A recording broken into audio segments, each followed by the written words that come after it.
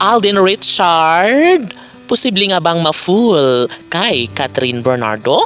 Of course, lahat ay mayroong mga rason kung bakit sila ngayon ay ipinagtagpo ng tadhana.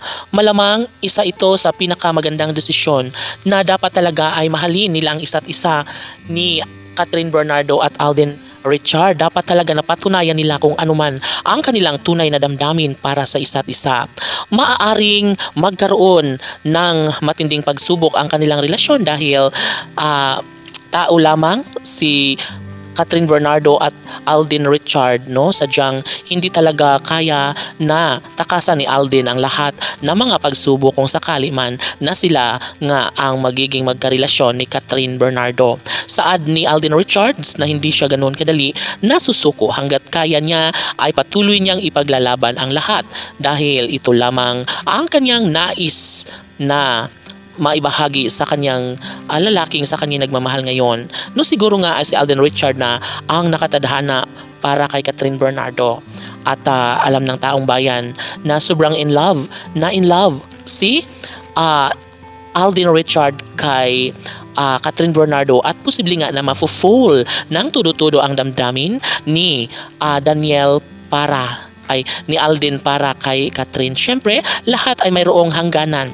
Kung nais talaga na ipaglaban ni Alden Richard ang kanyang kapakanan bilang pusong tunay na nagmamahal para kay Catherine Bernardo ay walang imposible at mangyayari pa rin na magkaroon ng malaking posibilidad na magwagi si Alden Richard sa pagmamahal niya para kay Catherine Bernardo. Alam ni Alden Richard ang kahinaan ni Catherine Bernardo. Alam ni Alden Richard kung ano ang dapat na makapagbibigay sa kanilang dalawa ng tunay na kaligayahan.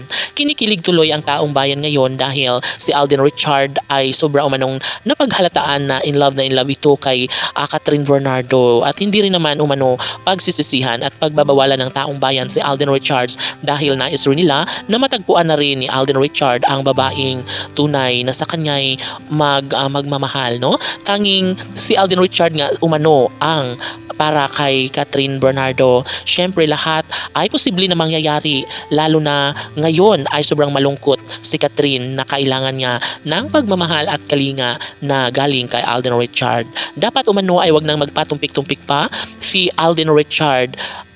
Dapat ay isagad na niya ang kanyang pagsisikap para tuluyan na maangkin niya ang babaeng pinangarap ni Alden Richard na si Catherine Bernardo. Laban!